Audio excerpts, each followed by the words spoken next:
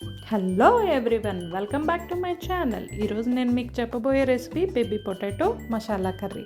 వాటికి కావాల్సిన ఇంగ్రీడియంట్స్ ఏంటో చూద్దామా. వాటికి కావాల్సినవి ఏంటంటే జీడిపప్పులు, అల్లం వెల్లుల్లి, ఉల్లిపాయ, పచ్చిమిర్చి, టమాటోలు, షిమ్లా మిర్చి, ఇంకా కొంచెం మసాలా సరుకులు. వీటితో పాటు మనం ఈ బేబీ పొటాటోస్ మనకి వెజిటబుల్ మార్కెట్లో దొరుకుతాయండో, తీసుకొచ్చి మీరు ఇలా ఒక ఇంట్లో ఏదైనా ఇలాంటి బ్యాగ్ ఏదైనా ఉంటే ఆ బ్యాగ్లో వేసేసుకుని చక్కగా మనం కుక్కర్లో పెట్టి కుక్ చేసేసుకుందాం. ఈ బ్యాగ్తో ఎందుకు కుక్ చేసుకున్నాము అంటే మనకి విడివిడిగా కుక్కర్లోంచి ఒక్కొక్కటి తీసుకోవాల్సిన అవసరం ఉండదు. బ్యాగ్ పడంగా పెట్టేసుకోవడం, కుక్ చేసేసుకోవడం సరిపోతుంది. వాటిని తొక్కు తీసి పక్కన పెట్టుకుందాం. ఇప్పుడు స్టవ్ ఆన్ చేసి ప్యాన్ పెట్టి దాంట్లోకి ఆవాలు, జీలకర్ర, పోపు వేసాక చిటపట్లాడాక వాటిలోకి ఈ బేబీ పొటాటోలు తొక్కు తీసి పెట్టుకున్నాం కదా, వాటినన్నిటిని ఆయిల్లోకి వేసేసుకుందాం. అవి బాగా రెడ్ కలర్ వచ్చేలాగా వేయించండి. అవి బాగా ఎప్పుడైతే వేగుతాయో వాటిలోకి మనం పచ్చిమిర్చి, ఇంకా షిమ్లా మిర్చి, ఇంకా కరివేపాకు కట్ చేసి పెట్టుకున్నవి అవి కూడా దీంట్లోకి యాడ్ చేసేసుకుందాం. ఈ పొటాటోస్తో పాటు అవి కూడా కొంచెం లైట్గా కుక్ అవుతాయి అన్నమాట. ఎప్పుడైతే ఇవి కొంచెం కుక్ అయ్యాయో దాంట్లోకి మనం మ్యాగీ మసాలా యాడ్ చేసుకుందాం. అలాగే పసుపు, కారం,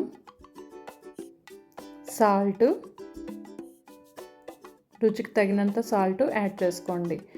నేను దీంట్లోకి ఏ గరం మసాలా వాడట్లేదండి. గరం మసాలా పౌడర్లు చాలామంది వేస్తారు. దానివల్ల ఏంటంటే మనకి గ్యాస్ట్రిక్ ట్రబుల్ వస్తుంది. అందుకని ఇంట్లో మ్యాక్సిమం చేసిన మసాలాలతోనే బాగుంటుంది. ఒక్క మ్యాగీ మసాలా ఒకటే వాడతానండి.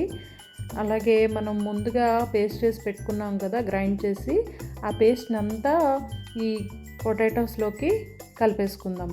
ఎప్పుడైనా కూడా పచ్చి మసాలాలు మీరు పోపులోనే వేసుకోండి.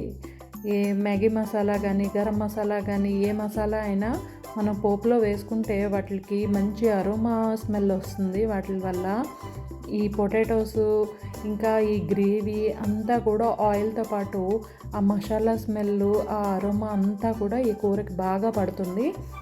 కొంచెం గ్రేవీ ఉడకంగానే మనకు ఆయిల్ కొంచెం పైకి తేలుతుంది కదా, ఆ ఆయిల్ పైకి తేలాక మిక్సీ జార్లో కొంచెం వాటర్ వేసుకుని అది కూడా మనం గ్రేవీలో యాడ్ చేసేసుకుందాం. ఒక 10 మినిట్స్ కుక్ చేసుకోండి, సరిపోతుంది. ఓపెన్ చేసి చూసాక మనకి ఆయిల్ అంతా ఇలా పైకి తేలుతుందండి. దాని మీద మనం కొత్తిమీర లేదా ఇంకా ఉల్లికాడలు ఉంటాయి కదా, ఉల్లికాడలు కూడా మనం కట్ చేసి వేసుకున్నాం అనుకోండి, మంచి స్మెల్ వస్తుంది. అలాగే కర్రీ కూడా చాలా టేస్టీగా ప్రిపేర్ అవుతుంది.